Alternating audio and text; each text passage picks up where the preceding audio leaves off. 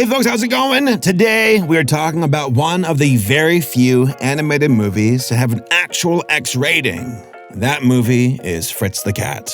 Wait, hold on, no, the other one. Heavy Traffic.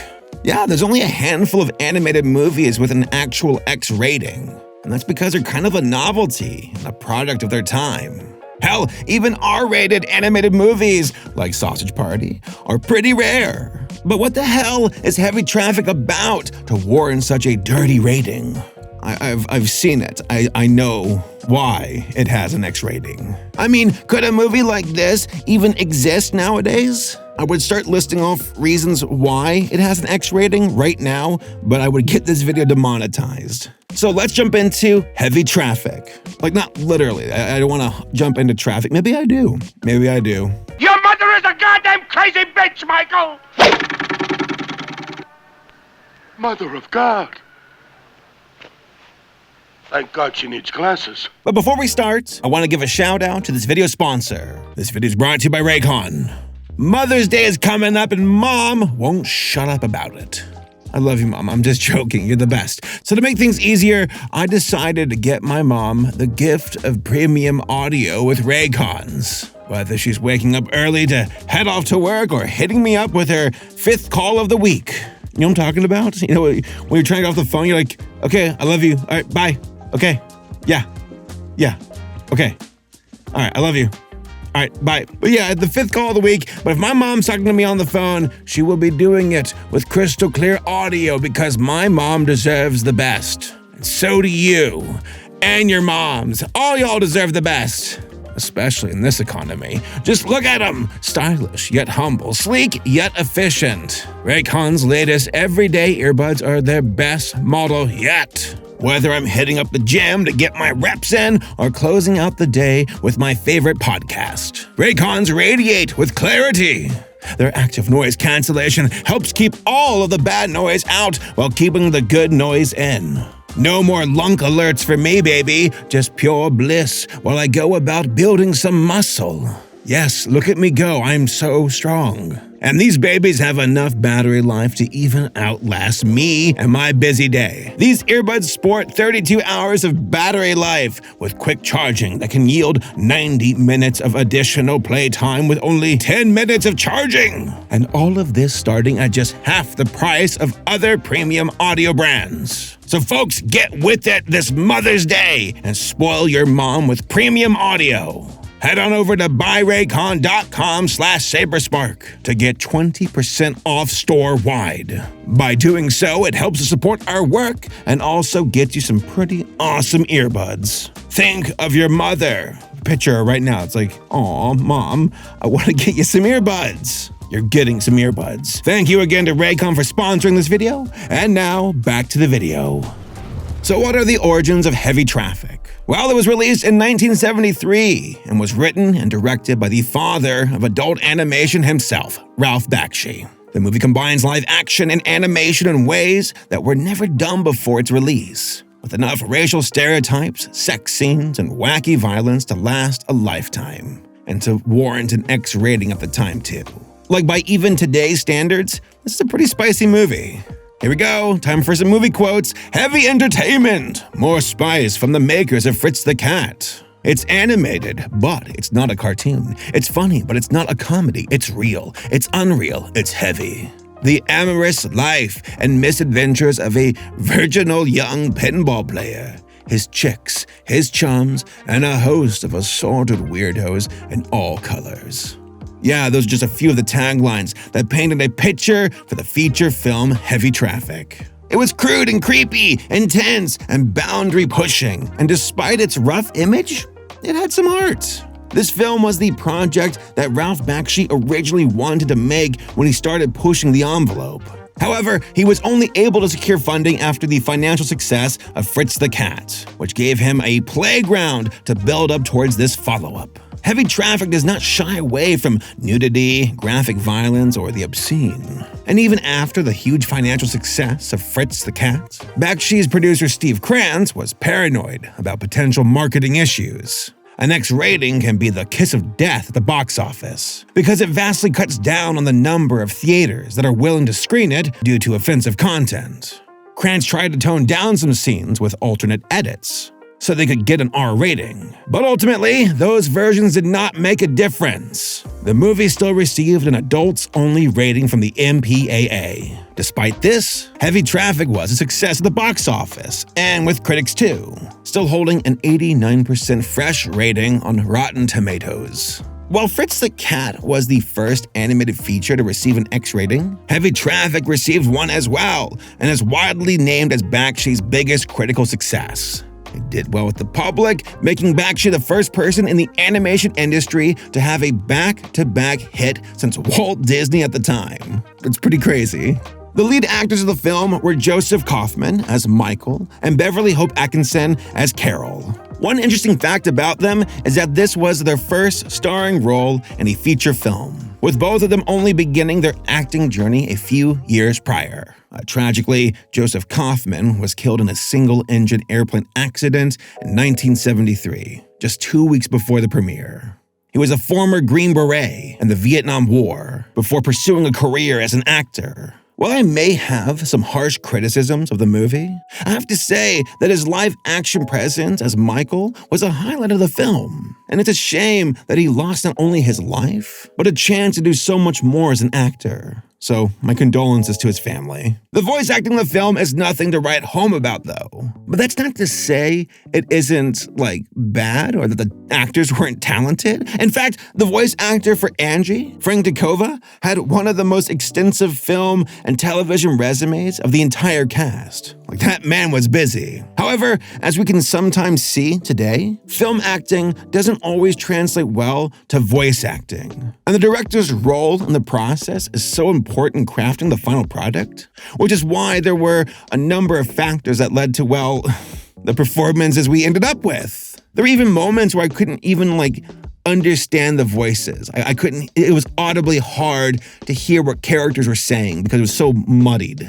One call that Bakshi made, for example, was encouraging ad-libbing and improvising from the actors to bring a more organic sound to the film, which, hey, I can support that. This is certainly a popular approach nowadays in the world of voiceover. But again, there are moments where I can't quite understand what the characters are saying. The music featured in the film was composed by Ed Bogus and Ray Shanklin. And while many artists were featured, Sergio Mendes and Brazil's 66 cover of Scarborough Fair was center stage, being featured in the opening and ending sequences of the film. While I couldn't uncover why this song was specifically chosen for the film, I can speculate that the meaning of the song was influential in the decision. An interpretation of the song that I agree with from Songtale.com suggests that, quote, the song conveys a sense of yearning and longing for a past romance, and the lyrics imply that the singer still holds feelings for their lost love. Scarborough Fair speaks to themes of lost love, longing, and the passing of time, end quote. So while we have some of the history for this movie, what's it about? The film opens up with our main character, Michael, playing pinball in a game hall. I was wondering why pinball played such a prominent role in the film, and apparently Bakshi spent a lot of his free time as a kid playing pinball in penny arcades. Maybe it was intended to symbolize that life will pull you back and forth like a game of pinball, all set in the harsh city streets of New York City during the 70s.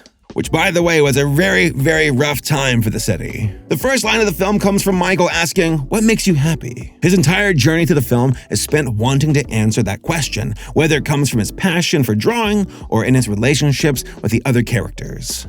Not that his parents are much help, though. His sleazy father, Angie, and angry mother, Ida, are constantly at each other's throats. Imagine the honeymooners, but they kill each other, They literally fight in the movie. They get into violent fights with knives and weapons and abuse, and it's pretty bad. And Michael copes with this by drawing to escape the harsh reality of his living situation. Also, he's a virgin. That's the film won't let you forget about that. The weirdest thing about this movie is that the plot jumps around constantly. It's honestly kind of hard to keep track of things at times. There will be a scene of Michael interacting with someone that ends up in a joke, sex, or violence, and then just kind of ends. There was a girl who fell off a roof. I thought she was dead. She wasn't. And a bunch of Italian guys then start beating up each other while laughing and killing each other. Oh, by the way, heavy traffic throws around the N-word a lot. It's pretty uncomfortable, but I chalk that up to this movie being a product of its time, that it takes place in New York, and but still, as a white boy, I'm just kind of like, oh, there it is. There's the word. Different time, but still is a lot to take in. Like, if anybody checks this film out, heads up, wear your headphones. Do not watch this movie on the bus. You might get some side eyes. Okay, so consider that your content warning, because I obviously can't show, like, footage of this movie in this video. It ain't gonna happen. And if you want to see, again, an unedited version of this video, please check out my Patreon. I'll have to censor the hell out of this video, because if I don't, YouTube will kill me. Anyway, the sets are very abstract, with backgrounds never staying quite consistent at all, with some of the weirder ones being inverted video footage or clips from old movies. A lot of the scenes loosely tie together little bits of info we learn about Michael. Mostly that he's an unemployed virgin who lives at home and draws for fun. These are all important things loosely connected by vulgar scenes, like this creepy dude jumping into a huge pair of boobs, for some reason. The next scene that I think is very telling is of Michael at a movie theater, all by himself. He smiles while watching the movie when the scene is playful. However, once it gets a bit too rowdy or cruel, he is snapped back to his animated reality. The film seems to be something he wanted to escape into, but even fiction can remind you of a harsh reality. After the movie, there's this weird scene on the roof of the theater. A group of bullies harass him into hooking up with a red-haired woman who looks like Wendy's from the restaurant Wendy's. But he accidentally pushes her off the roof. And like I said before, the Italian boys start beating each other up and killing each other and laughing. Maybe it's supposed to represent masculinity? I don't know. Michael then meets an even more colorful character cast at a bar, including a drag queen named Snowflake, who, hey, get it, girl. And it's also Michael's love interest, Carol the bartender. She likes his art and gives Michael free drinks in exchange for his drawings. A fight ensues when Snowflake flirts with a random guy, and the random guy finds out who Snowflake really is after a long, crude scene of feeling each other up. And then the guy gets kicked out of the bar by Shorty, the bouncer, who then throws around a bunch of other slurs. Carol gets fired for giving Michael free drinks. Then they spend the rest of the movie mostly hanging out and trying to find ways to make ends meet. Like, it's kind of super unclear what's happening here. There's just such loose plot lines going on and being introduced. The worst one has to be this gross subplot where Michael's dad tries to get Michael laid against his will. And yeah, that's not good. That's bad. Like, this scene is played out to be like silly and comedic, but no, it's pretty uncomfortable in the grand scheme of things. After that, Michael and Carol hang out with a street performer singing around a trash fire. The song seems to inspire Michael's creativity. And right when I thought we might have a wholesome moment, we get a full music video portraying crude, racist stereotypes. I'll probably have to blur most of this scene too, just because it keeps going. It just keeps going. Imagine putting a random music video into the middle of your movie that's barely animated. Like, it's just keyframes. The only potential positive I could give it is that maybe this scene reflects the musical inspiration for something Michael created. But even then, I don't know. To me, it looks very racist the way it plays out. But maybe that's the point. I don't know. It's hard to say with Ralph. Then we finally get to some actual plot. Carol convinces Michael to sell his drawings by pitching them as a religious script to an old man in the hospital. This scene's great, by the way. This is my favorite scene in the movie. Because the old man, represents, play it safe, money, money, money, capitalism. Jesus has always been in good style. That will sell, that will sell. Michael takes out a drawing and describes it to the old guy, who ends up dying because the idea was just too radical. He literally killed this man by showing him his OCs. Back to Angie's plot. He drunkenly approaches the Godfather in the industrial park, who is eating spaghetti in an abandoned factory, as one does. Angie complains about his son sleeping with a girl who's not white, and the Godfather gets shot in the face without flinching by a dozen bullet holes. It's wild and meaningless, and the scene ends with the Godfather playing pinball? What could it mean? I still don't know. Then Snowflake shows up again in the back of a truck and hooks up with Angie. It all happened so fast. I'm confused. Then you have Michael and Carol who start a side hustle selling dances with Carol. And that goes nowhere and lasts for barely one encounter. And Michael hits Carol too, not cool. He didn't faint, Michael. He died. And some of these line deliveries are hilarious and felt like they were just seeing the script for the first time and only did one take. The vibe of this movie at every turn is that nothing actually happens and is just noise, sex, and racism, with a little bit of death for good measure. That's a treat. Every time they introduce a new plot point, I find myself wondering, why? What's going on? It just never really leads to anywhere. The movie begins to wrap up with the animated portion, with Shorty getting a gun, off screen from Angie, and then Carol and Michael are just killing people now, and Shorty shoots Michael in the head with a very, very graphic, very well animated, death scene for Michael. And then Carol's head turns into a crow, and that's it. The movie is like, we're out of money, time to do live action, because it suddenly cuts to an angry live action Michael destroying the pinball machine. He leaves the game hall and walks the streets alone until running into a woman who looks exactly like Carol. They go their separate ways after a yelling match. He then runs back to her. They fight on and off in front of street musicians, dancing until the credits then roll. I don't understand, and that's the end of the movie.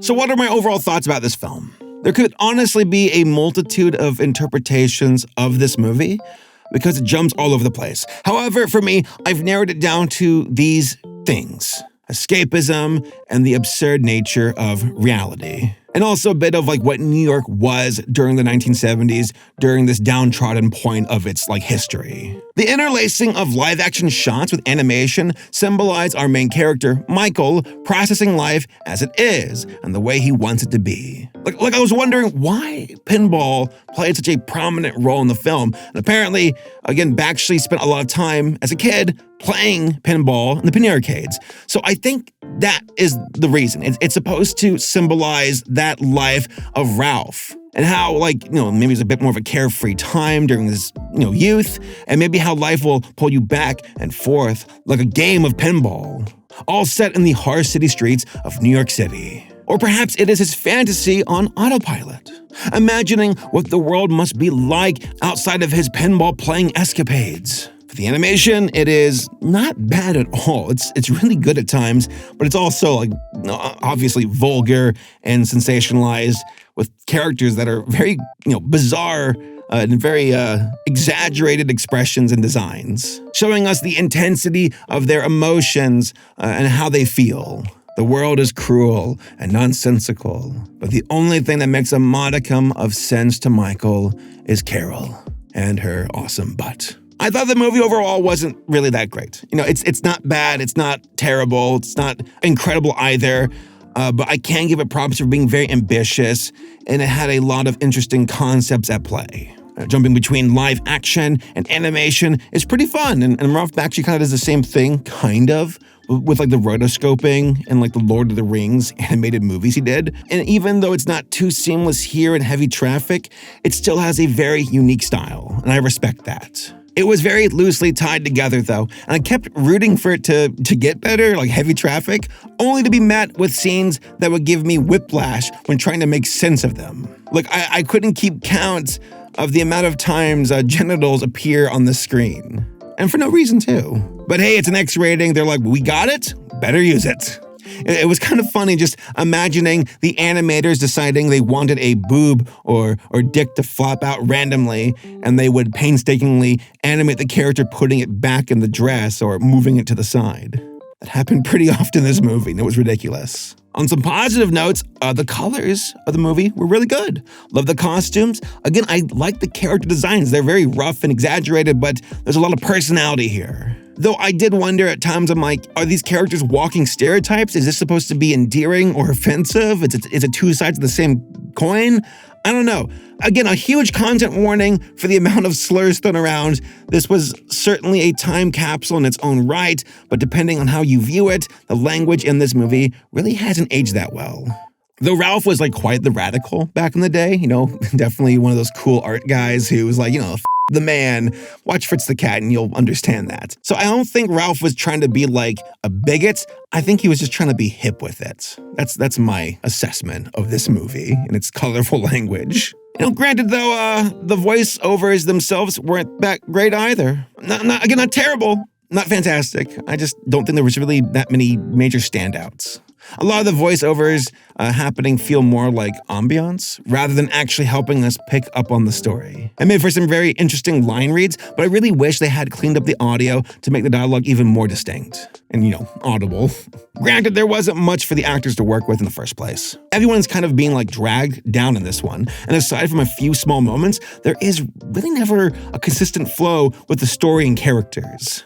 The cuts between scenes were interesting and very creepy, but it didn't really contribute anything to the story. I know that that's deliberate, but I still ask myself, what was the point? But if this movie had anything, it was definitely vibes. The best part for me that tied it together were the opening and ending bits, as well as a pinball machine being edited into transitions throughout the film. The ending showing live action Michael and Carol was fun, it was cute. Didn't make much sense, but it was cute. It gave me the vibe of a college film that had actors getting footage of what they thought would look cool and would be fun to film. It didn't make sense, but there's a lot of charm to this film. It's not perfect. I wish it could have been a bit more connected with its story beats, but overall, I give it an A+ for effort. So in conclusion, would I recommend Heavy Traffic? If you're an animation buff, if you like animation history, then sure, check out Heavy Traffic. Just, heads up as a bit of a content warning. But as far as when it comes to a quality film, I wouldn't really recommend Heavy Traffic. There are things to like about this movie, but at the end of the day, I don't think it's a good movie. It's more of a conversation piece or history. And I don't think I'll be watching it again anytime soon. It's very rough and ready, and it has sincerity and genuine intent, but it feels a bit too abstract for my liking. Also, it's very dated, but I can at least chalk that up to it being a product of its time and culture. Though there are many critics who love Heavy Traffic and see it as this obscene masterpiece. So hey, maybe I'm wrong, maybe I'm stupid, probably. Teach their own. And if nothing else, this film is a time capsule for stereotypes of its period. The hardships of New York during that age with depression and gangs and union busting. And also a glimpse into the crude escapist fantasies of Michael as a character. Personally, I prefer Fritz the Cat. I think it's much better, more charming, more interesting. But hey, maybe Heavy Traffic is up your alley, especially if you love the history of animation and Ralph Bakshi. And that's totally fine. Ralph's awesome, one of the coolest artists ever, a huge contributor to the history of animation. Props to him. But as far as Heavy Traffic being a quality movie on its own, I think that's still out for debate. But hey, those are just my thoughts. What did you all think? Let me know down in the comments, and I'll see you all next time.